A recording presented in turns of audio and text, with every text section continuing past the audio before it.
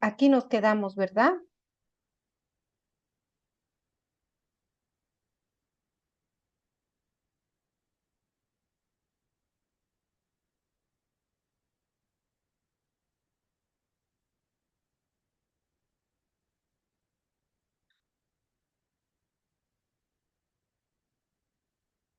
Seguimos la... Sí, ahí. Ahí nos quedamos, ¿no, Magali? ¿Cómo está? ¿Cómo le fue? Sí, gracias.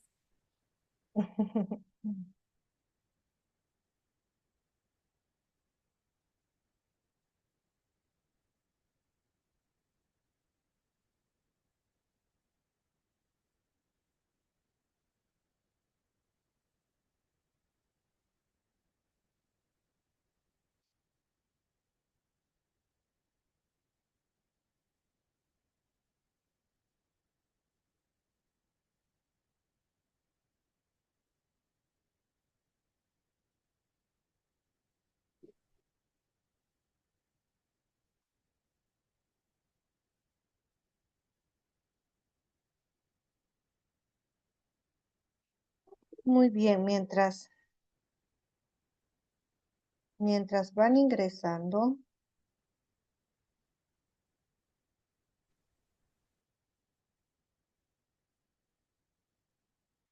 bueno, para volver a lo que estábamos, nuevamente vamos a hablar de las características principales del trastorno del espectro autista, ¿sí? Eh, ya habíamos dicho de las dificultades en la interacción social y la comunicación, donde tienen problemas para comprender y usar el lenguaje verbal y no verbal, ya lo hemos dicho, la dificultad para establecer relaciones sociales apropiadas para su edad, el escaso interés en compartir experiencias o emociones con otros, los problemas para interpretar señales sociales como las expresiones faciales y el tono de voz, eh, les cuesta, tienen mucho problema, y también los patrones restrictivos y repetitivos de comportamiento. Este es una característica muy importante, ya que eh, intereses restringidos o intensos de obsesión por temas específicos, ¿no? Son obsesivos en algunas actividades o en algunos temas específicos de su conducta, de su comportamiento, como ordenar sus zapatos adecuadamente o ordenar los juguetes por colores, por tamaños. En algunos aspectos son muy obsesivos. La repetición de movimientos o palabras es frecuente, ¿sí? Eh, Repetir palabras y movimientos. Ellos repiten continuamente palabras. La resistencia a cambios en rupturas o ambientes, en rutinas y ambientes. Entonces, esto les cuesta cambiar de una rutina a otro. Hay que ser pausado hasta que termine de hacer esa actividad y luego cambiarle de rutina. No puede cambiar constantemente. Y también de ambientes. Le cuesta cambiar, por ejemplo, cambiarse de una habitación a otra o de una casa a otra casa, les cuesta mucho. La hipersensibilidad y la hiposensibilidad es un estímulo sensorial. Son muy perceptivos, captan muy rápido, muy fuerte los sonidos.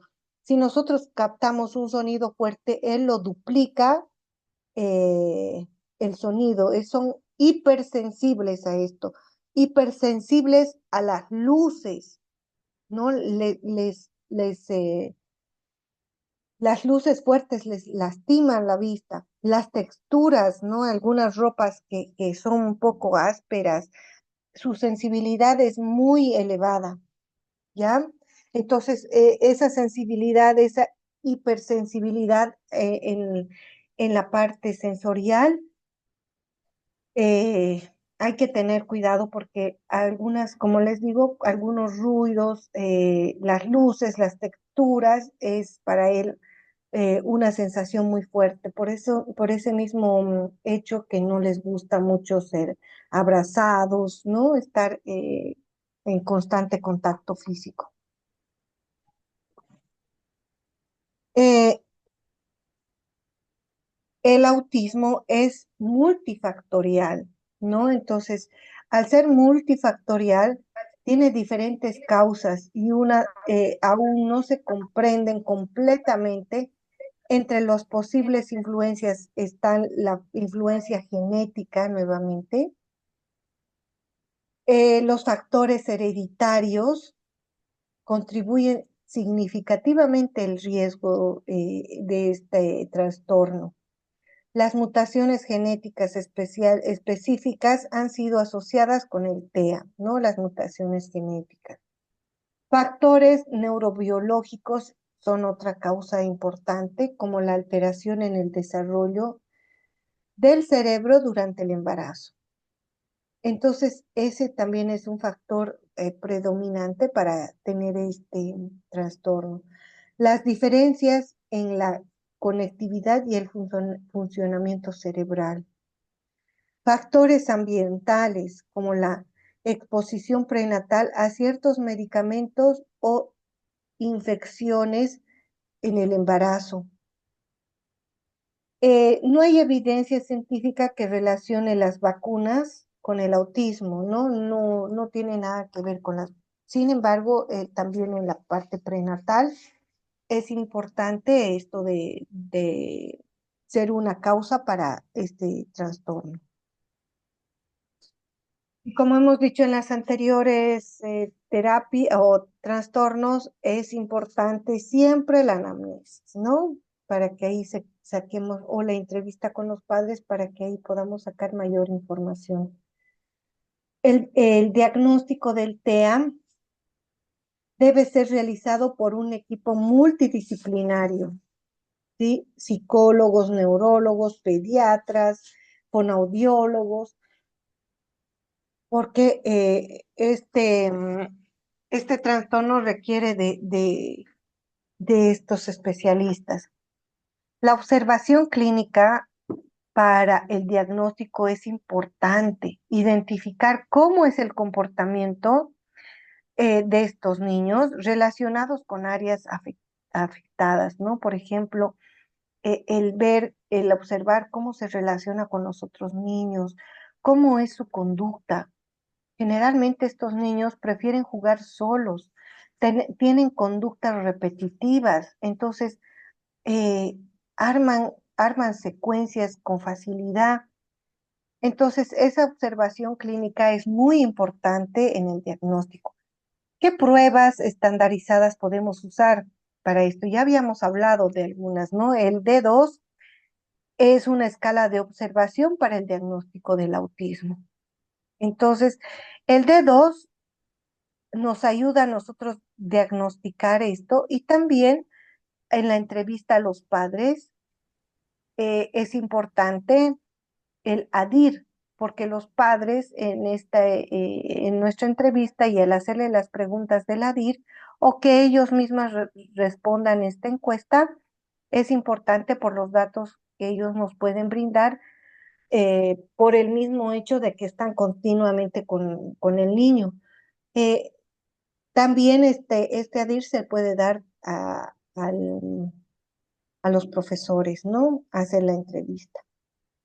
Las entrevistas y cuestionarios a los padres, a los cuidadores, a los profesores, para recopilar la información sobre el desarrollo temprano, cómo ha sido el desarrollo del niño, ¿no? Eh, durante esta etapa de la niñez, qué factores, qué aspectos relevantes han tenido o importantes dentro de su desarrollo. Y bueno, sobre todo, tener en cuenta para el diagnóstico el DSM-5, ¿no?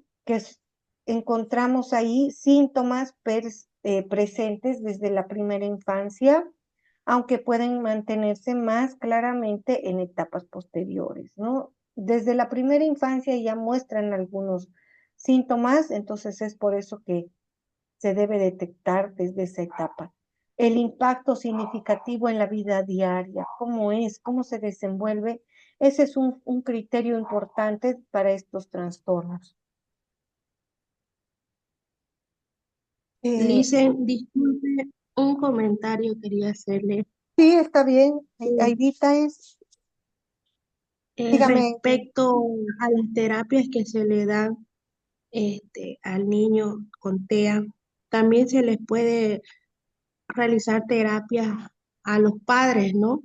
Ya Sí. que, por ejemplo, tengo una amiga que tiene su prima que veía que su sobrinito, digamos, era diferente y ella me preguntaba, Aida, ¿cómo son los niños con autismo? Yo le digo, por ejemplo, he visto que una de las características que uno puede ver es que tiene movimientos en las manos, no es constante, andan de puntilla, cuando les gusta el agua, cuando juegan ya sea con autito, con lo que sea, no juegan así empujándolo, sino que lo hacen en forma de un círculo o una línea.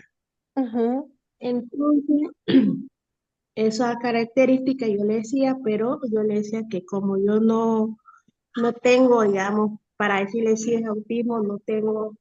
Entonces decía que su prima, ella le comentó a su prima y decía que su prima no aceptaba que el niño era así, e incluso que cuando iban a visitar a su prima, de vergüenza bueno, ella no aceptaba, lo Ujú. escondía a su hijito.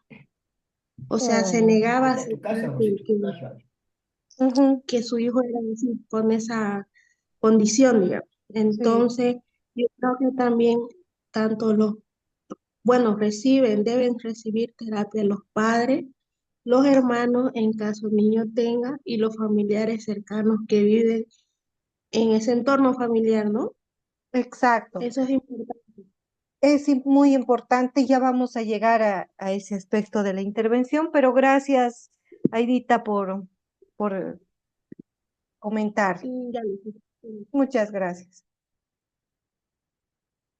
Bueno, continuemos. Entonces, el, eh, el nivel de severidad del TEA, nos dice el DSM-5 clasifica en tres niveles, ¿no? Según el grado de apoyo necesario que necesita el niño. Entonces, de acuerdo al grado que necesita apoyo el niño, se va clasificando. Y estas tres clasificaciones es de acuerdo al apoyo. El primer nivel requiere apoyo, ¿ya? Donde presenta dificultades leves en la interacción social y la flexibilidad del comportamiento. Eh, También presenta la capacidad para comunicarse con lenguaje, es muy funcional, tiene mucha dificultad. A veces repite lo que tú le hablas, ¿no? Si tú le preguntas, hola, ¿cómo te fue en la escuela? Él te dice, hola, ¿cómo te fue en la escuela? No te repite algunas palabras o frases de acuerdo a, no sabe cómo poder entablar una conversación. Entonces, Como ecolálico, ¿no dice? Esa parte que repite como ecolálico lo hace ese niño. exactamente, el niño repite, ¿no? De forma el ecolalia. Bien, bien dicho, Aidita. Entonces, ese es el primer nivel, ¿no? En el segundo nivel requiere apoyo sustancial, o sea, ya requiere un poco más de apoyo, ¿sí? Porque en este nivel hay mayor rigidez en el comportamiento y limitaciones significativas en la interacción social. En este nivel ya vemos que las personas no tienen un buen contacto social. Su contacto social es nulo, prefieren estar solos. Su comunicación verbal es limitada y con dificultades. Entonces requiere ahí también de un apoyo importante a nivel de multidisciplinario, porque necesita de un fonoaudiólogo también para mejorar su lenguaje. Y el nivel 3 que requiere apoyo muy sustancial. Este sí requiere mucho apoyo porque tiene conductas severas y dificultades en la comunicación verbal y no verbal. El comportamiento muy restrictivo y repetitivos que interfieren en la vida cotidiana. ¿Sí? Estos comportamientos repetitivos de su vida cotidiana, algunas veces hasta son molestas para su entorno.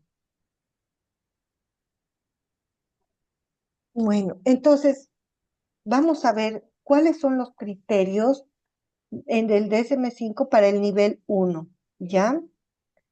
En el nivel 1 hay un déficit social, ¿sí? Necesita apoyo para manejar las relaciones sociales. Estas dificultades se vuelven evidentes cuando se espera un nivel de independencia social mayor. Puede relacionarse con sus compañeros, pero prefiere los juegos individuales, prefiere estar solo, realizar esos juegos, como decía Edita, ordenar los autos en fila, en círculos, por colores, ¿no? Combinar los colores para él es muy importante y puede estar horas en esta actividad. La flexibilidad del comportamiento, su flexibilidad es rígida, tiene una rigidez cognitiva y dificultades para adaptarse a nuevas situaciones o demandas cambiantes. Para él es muy difícil que cambie de actividad continuamente. El impacto en la vida diaria, sus dificultades interfieren ligeramente en el funcionamiento, pero son manejables con estrategias y adaptaciones, ¿sí? Todavía el nivel 1 sí requiere ayuda, pero no es tan profundo el diagnóstico, ¿no? Intervenciones recomendadas para el nivel 1. Ahí vamos con las intervenciones. La terapia psicológica y emocional. Esa es una terapia importante para este tratamiento del TEA a nivel 1, ¿no? La terapia cognitiva conductual, que nos ayuda a manejar la ansiedad, el estrés y los problemas de regulación emocional. Porque este niño con facilidad se frustra. Entonces, al frustrarse, a veces logra hacer berrinches o hacer molestoso dentro de lo que es su entorno social, ¿no? Grita o a veces hasta se puede volver incluso agresivo con el cuidador. El apoyo educativo, perdón, las estrategias para manejar las habilidades sociales, como entender normas sociales y la práctica de empatía, a veces le cuesta mucho. Entonces, hay que trabajarlo continuamente. Las normas, los turnos, las reglas, eh, la empatía, porque ellos son egocéntricos, juegan en función a su entorno, en función a ellos, ¿no? El apoyo educativo es muy importante trabajar en adaptaciones ligeras del aula, como la flexibilidad de horarios y tareas, ¿no? Darle tareas, horarios y que siempre maneje su agenda. Como son personas que son muy ordenadas, muy rígidas, entonces, y cambiar de actividad, de una actividad a otra, les molesta. Entonces, ser flexibles, decirles, bueno, dentro de 5 minutos ya va a ser el recreo. Entonces, para que él emocionalmente vaya preparándose en esos 5 minutos, porque ya sabe que van a cambiar de ambiente. Entonces, hay que siempre mencionarlo y también trabajar con ellos los pictogramas, ¿verdad? Hacer eh, a través de dibujos o de imágenes, como qué actividad tiene que realizar y después de esa actividad, qué otra actividad le va a tocar. ¿Sí? A los niños con TEA Listen siempre hay que anticiparles las cosas, ¿no? Y eh, a través del pictograma se trabaja. Sí, Por ejemplo, yo con Lucas, entrábamos a las 7:30, le mostraba el pictograma qué materia venía primero, después qué íbamos a hacer, y como dice usted, ellos, y bueno, son súper inteligentes ellos, así que a veces yo me hacía la que me olvidaba y él venía a decirme, profe Aida, hoy nos toca esto y no me dijo, no, ah, sí, le decía yo, pero, ya, para ver si se acordaba, pero sí, y son bien observadores también. exacto. Muchas gracias por sus comentarios, porque eso también nos ayuda mucho a entender. Entonces, como decíamos, los pictogramas son importantes y si también ya va a ser la hora del recreo, avisarle, ¿no? Con anticipación. Faltan 5 minutos, vayan terminando la tarea, ya va a ser el recreo. Entonces, él va preparándose para el cambio de ambiente. O, por ejemplo, también si es que no hay pictogramas, decirle al niño, no, terminamos esta tarea y nos va a tocar la otra materia, ¿no? Para que él vaya acomodando también esa actividad nueva que le toca. Eh, el apoyo educativo es importante. Las adaptaciones, como les decía, los programas para fomentar habilidades de trabajo en equipo y el manejo de intereses restringidos, ¿no? A veces estos niños no saben compartir. Ellos quitan a los compañeros su merienda, pero cuando al momento que él tiene que invitar, le cuesta. Entonces, eso también hay que trabajar en lo que son las habilidades sociales y el trabajo en equipo, ¿no? Que él tiene que compartir las cosas cuando trabaja en equipo. Deben Tú tienes que prestar tus lápices a tus compañeros para que ellos te presten el lápiz, ¿no? Y una forma de cómo poder compartir es de que el niño pueda llevar algún dulce y decirles ustedes anticipadamente, estás llevando 3 dulces, puedes invitar un dulce a tu compañero para que él pueda ser más suelto, pero siempre ellos requieren de que se les recuerde o requieren de que se les anticipe la actividad, ¿ya? Entonces, eso para el manejo de intereses y el manejo de trabajo en equipo. Las intervenciones también específicas como las terapias de habilidades sociales, el role playing o el modelamiento de conductas para mejorar la interacción con otros, ¿no? Es importante. Mira, vas a copiar la conducta que yo haga. Entonces ustedes van y le dan un chupete a un niño. Entonces él tiene que ir y darle el chupete a otro niño. Entonces, ver cómo uno reacciona, o sea, cómo se comporta, también es importante para el niño. El modelado, el roleplay, no, ahora te toca hacer esto, mira lo que hace este niño, mira cómo hacemos. Y esto es importante dentro de la terapia, las técnicas y manejos de cambios para reducir ansiedad ante nuevas situaciones. Esta forma también va acompañada con las estrategias de habilidades y con las adaptaciones del aula o de las actividades al nombrarle, ¿no? Vamos a tener tal actividad luego para que no se ponga ansioso o vamos a tardar en esta actividad. Vamos a terminar esto para hacer esta otra cosa, ¿no? Porque él se desespera, ya me toca, ¿no? O adelanta o no le gusta que trace. Entonces, ¿qué intervenciones también son recomendables?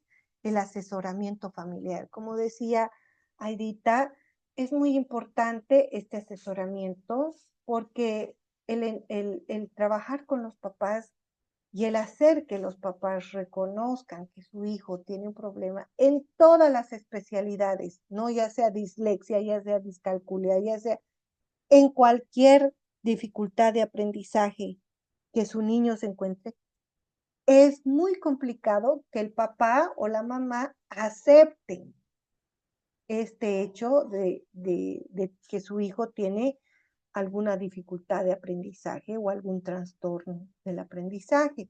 Entonces, es por eso importante trabajar primero con ellos, ya que hay dos tipos de rechazo, ¿sí? El rechazo puede ser que los marginan, que los ocultan, como decía Irita, o que los llevan, los abandonan a su suerte, no que él haga lo que pueda. Ese es un rechazo.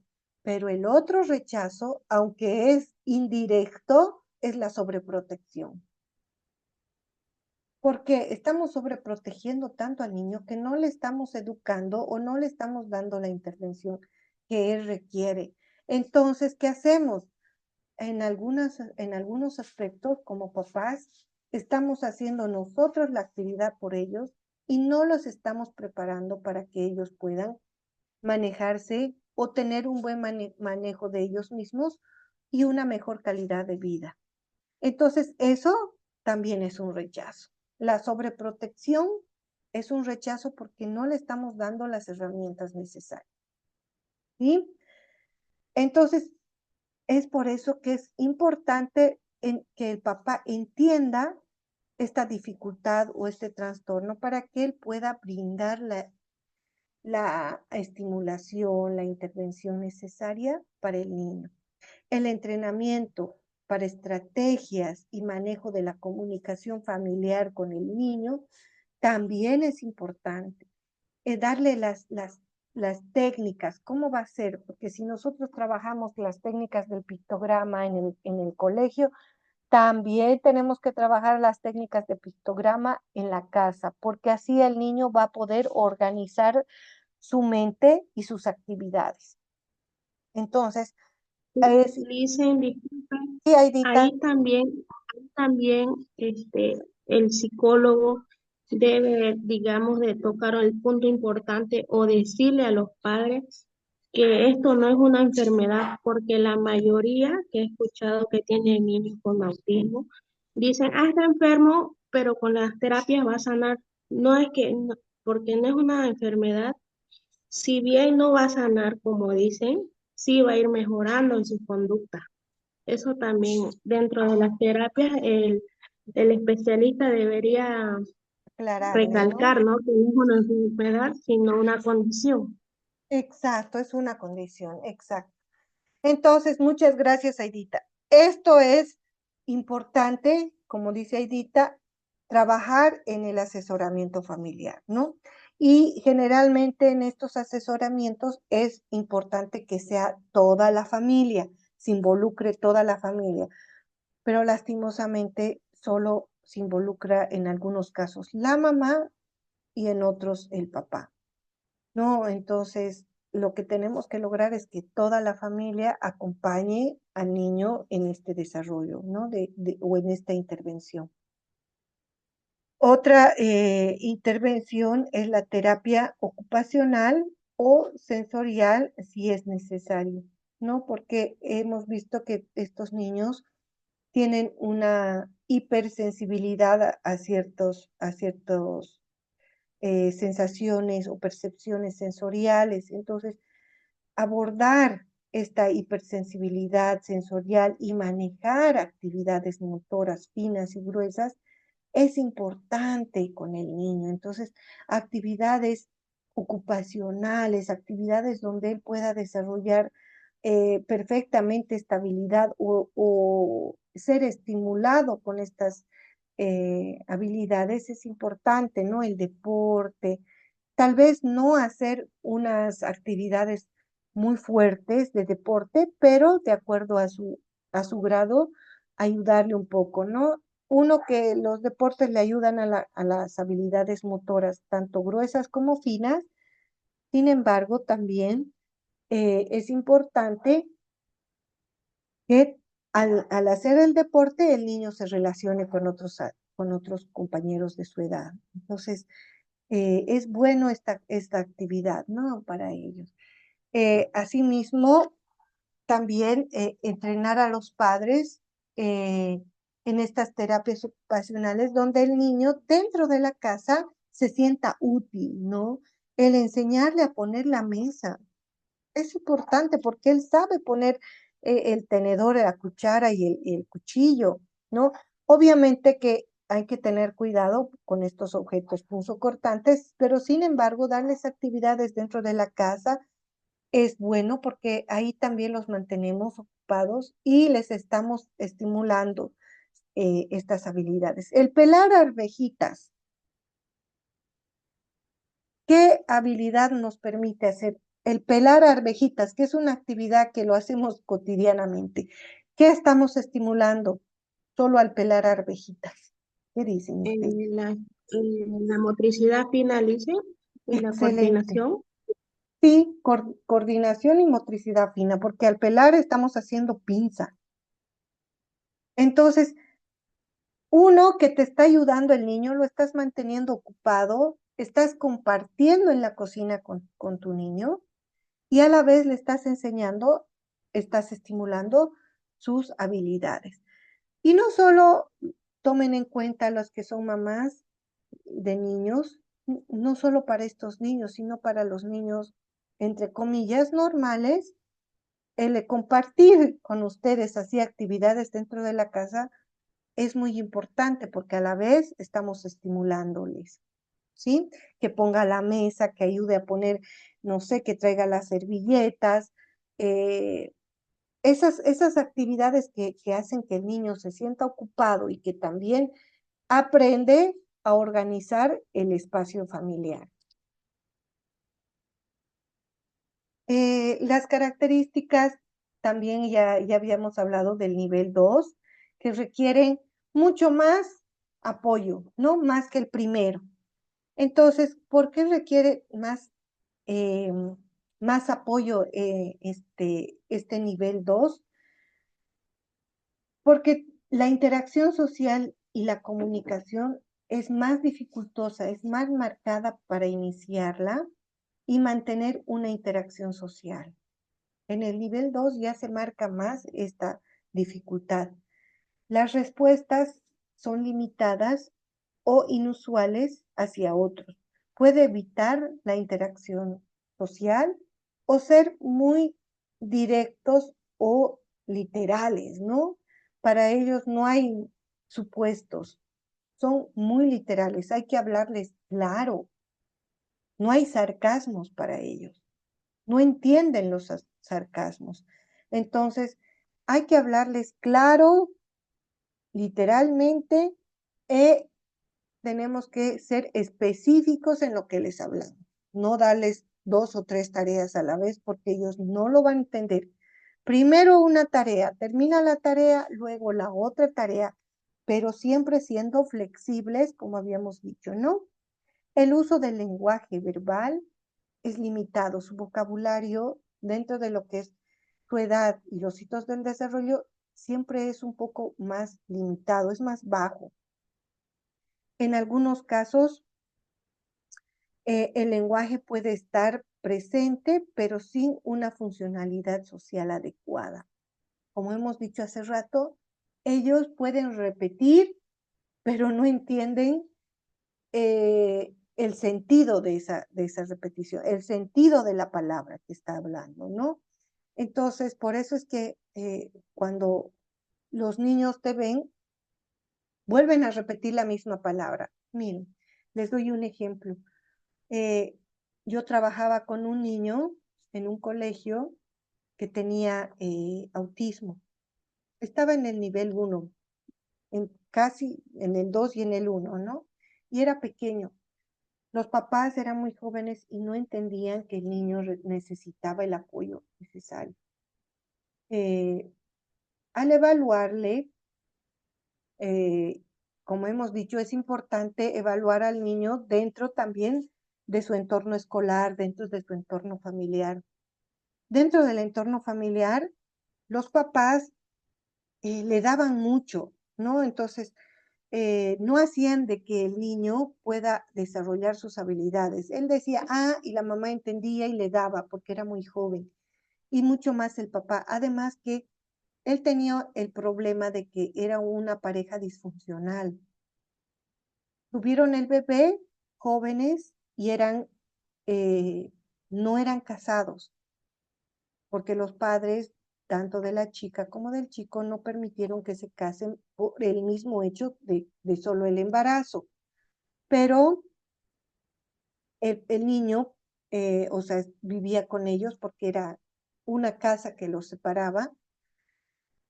Sin embargo, el niño durante el día estaba con el padre y durante la noche con la mamá. Entonces, esos cambios lo alteraban.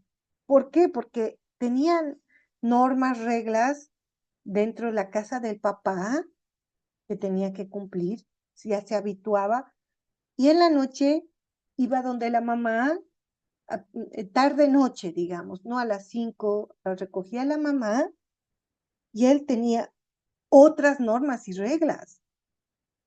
Entonces, todo eso lo alteraba más al niño y los papás no entendían que tenían que ponerse de acuerdo y hacer las mismas actividades, ¿no? Porque uno, eran jóvenes y dos, era una familia disfuncional.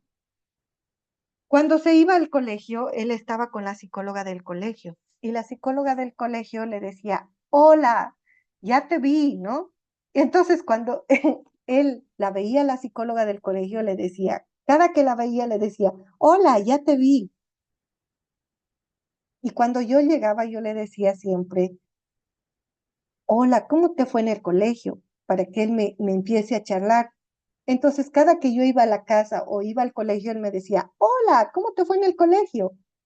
No entendía, no entendía la frase, pero nos reconocía a la psicóloga y a mí por lo que le decíamos. Entonces, él repite sin tener el sentido, ¿sí? Y bueno, en la estimulación, como les decía, dentro de la casa, las reglas, las normas, afectan mucho también en lo que es el colegio. Entonces el niño no podía recibir órdenes, hacía lo que él quería, se salía del aula, volvía a entrar. ¿Por qué?